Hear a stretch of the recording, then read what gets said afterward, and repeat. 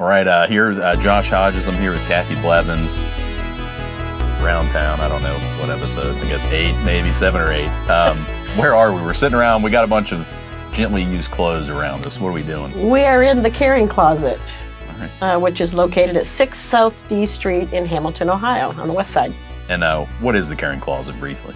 Carrying Closet is a nonprofit organization that provides gently used clothing and toiletries for children in need within the Hamilton City School District, grades K through 12. And when I walked in, you showed me a stack of papers. It was probably at least that deep of requests for kids who are in need. So it's not something that's just here and there. It's a lot. Can you speak a little bit about it? We've already served about 700, a little over 700 students, K through 12. We get a referral, generally through the school district, through the school buildings, through the teacher, or sometimes a parent. When they move into an area, we do serve some homeless students. Okay. And they come in and have nothing, and a referral is formed. Each building has a liaison, and they meet with a liaison to find out what other services they need.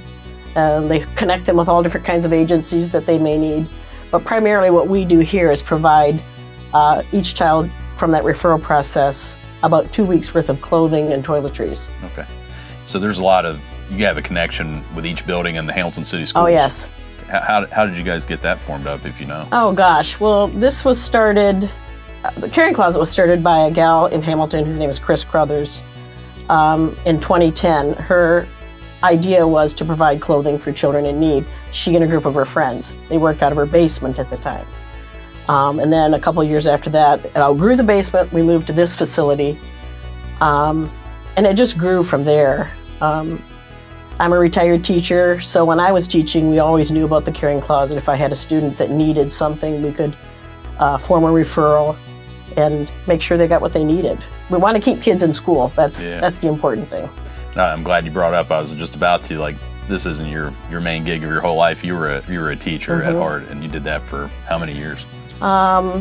Total, a little over 30 years teaching. Most of it here in Hamilton. Started out at Madison Elementary on the east side, and then moved to Cleveland Elementary. And then when all the buildings were turned down, it became Brookwood Elementary, and that's where I retired in 2013. And you said you started teaching when you were like 23. I was 23 in Michigan. In Michigan. I always tell everybody I started teaching at Yale. All right. Everybody laughs, but it was Yale High School. All right. In the thumb area of Michigan. All right. What do you think, if you can remember back, drew you to being a teacher? So, I mean, you started when you were 23, so you started taking college when you were 18, 19. What made you want to be a teacher back then? My grandma was a teacher at a 2-room schoolhouse where I attended for kindergarten, 1st, and 2nd grade. She wasn't ever my teacher, but she taught the older students. I was going to say, she'd probably be extra tough on you, maybe. My brothers had her. She was very tough on them. She was just grandma to me, so. Yeah, it was her. And her mother was a teacher as well, too. So it's like generations of teachers. My mom didn't become a teacher, though. She did not want anything to do with it. Skip the generation. And my first teaching job was, like I said, at Yale. That's where my mom and my grandma graduated from high school, and my grandpa. And the superintendent who hired me was one of my grandma's students, so small town. Very small town. How many kids were in the school where you taught the first class? Oh, I mean, it was a nice little rural school district. I was teaching special ed, so I had small groups of students there. But when you moved to Hamilton, you taught at Hamilton over 20 years, right? Oh, yeah. And you taught elementary mostly? Yeah, 4th and 5th grade, mostly math and science, sometimes language arts, but I'm a good old school math teacher. I probably couldn't make it today. What kept you going all those years? I mean, teaching stuff, I mean, there's some perks, but there's some tough parts. Was it the kids? Was it, well, it definitely was not because you're getting rich. I mean, so what keeps a teacher going, you think? I think it's the relationships you form with the students and their parents and their families and your coworkers. It's really a family. I love the new buildings we have in Hamilton, but I will tell you, I always felt I did my best teaching at the littler schools like Madison and Cleveland, and it was just such a small little neighborhood school. Yeah, I went to Grant. I think it was the smallest one. It was the smallest one in Hamilton. I think I loved it. I started at Van Buren, I liked that, but when I went to Grant, I really just loved that anymore. It was just one hallway. And I still today, social media is wonderful because I'm in touch with a lot of former students and who are now adults and parents, and you just form a lot of great relationships. And Hamilton is a great place to teach. Love my time at Hamilton. All right. How's it feel when you see the kids you had, that they were kids when you taught them? Now they're, however old, they got kids of their own. You see them walk around town. Do they come up to you? Oh, yeah. they always say, you haven't changed a bit, which just makes me laugh. They've changed a lot. Because, you know, they were 10 when I taught them, and now they're 30 and 40 years old. And it's just a great thing. So you're teaching 10-year-olds, pretty important age. I mean, they're just kind of almost getting to teenage years, or double digits at least. I remember when I turned 10, I was real happy about that. What are some of the kids, some of the things kids face that are difficulties at that age, if you can remember? Well, I think it's a lot different now today. I think we have so many students that are in transition, moving a lot. That was always a big thing. You know, divorce is really tough on kids, but that's always the way it's been. There's just a lot of demands on kids academically today that was kind of going that direction when I retired, and it's tough for kids today, I think. You like it the older way better? I do. I'm an old school teacher. Not so much test,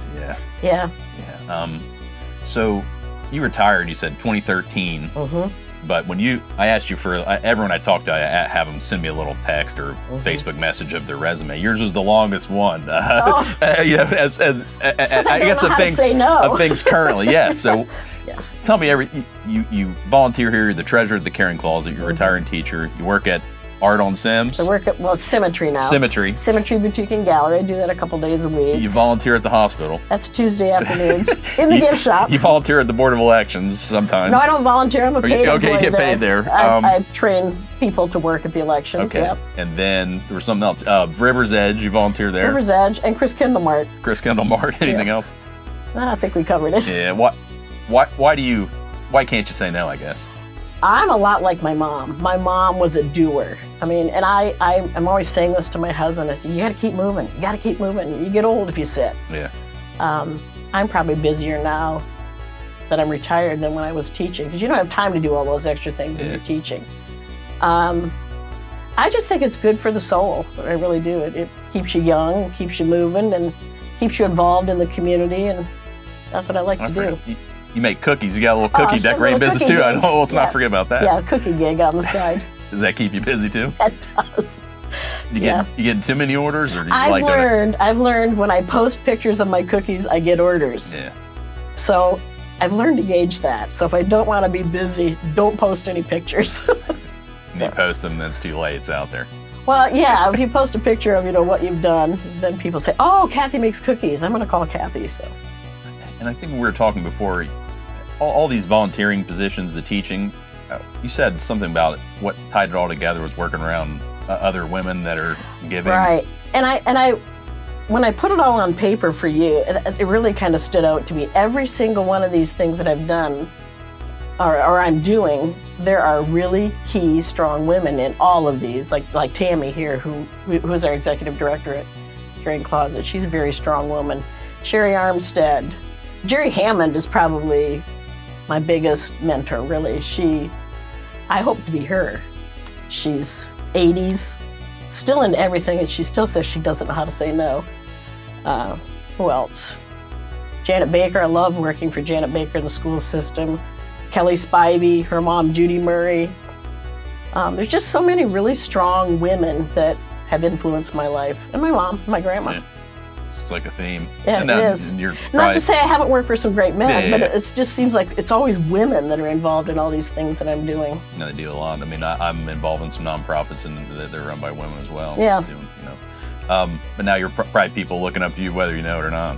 Someone told me to come talk to you. So I mean. Yeah, I heard about that. What do you think? Is there anything new out there that you want to do you haven't tried, or any, was there anything else other than teaching that you ever wanted to be that you didn't do? Well, I am on the sub list in Hamilton. Okay. But I've never subbed a day. All right. So I'm thinking. I bet you will after we post this on Facebook. I might. That's something I'd like to do. I think you'd get back. I've given it enough time away that I go into a building now. I don't know who anybody is anymore. There's so many new teachers. And I think teachers need a little break from that to kind of establish, you're still not in the building. But I think it'll be interesting to see 10 years away how things have changed, how kids have changed. I've heard how they've changed. Yeah. For the better, of course, on everything. I just think there's so many demands on teachers today that, So you have a lot of friends that are still teaching. What do you think's changed? I think it's what the state passes down, what they have to do. Yeah. they don't need old school teachers anymore like me. So you never know. Maybe they don't think they do. But maybe some of the kids I don't know. I'm an attorney, obviously, but I always kind of wanted to be a teacher. That's why I started out in college for. I kind of wanted to be a history teacher, but then I worked a lot just along the way. You could sub. Yeah, no. I think sometime when I retire, I might. I don't know. I think I at least go teach a year. I have to try it just because I always wanted to. Yeah, I mean, subbing is something we're always going to need great subs. Yeah. So I don't know how you do that, but I guess I could look into it. There's a process. Yeah, I'm sure there is. Several hoops you have to go through to be a sub.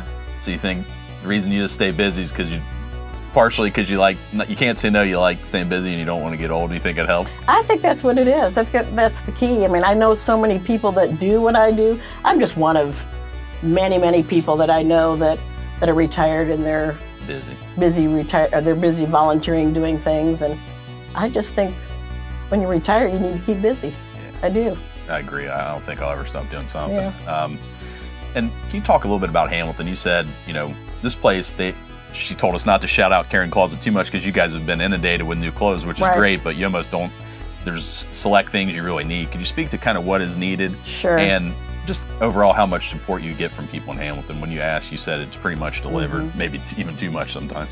Well, right now we're pretty loaded down with clothing because after the seasons change, people clean out their closets. Okay. So thankfully we're at a point where we're needing to be a little bit more selective in what our need is. We're always in need of boys size 8 and size 7 jeans. I don't know why that is, but that's something we always need. It's a good problem to have. We're loaded with toiletries right now, but when school starts up, we'll need all new stuff again. So it's kind of like a cycle process here.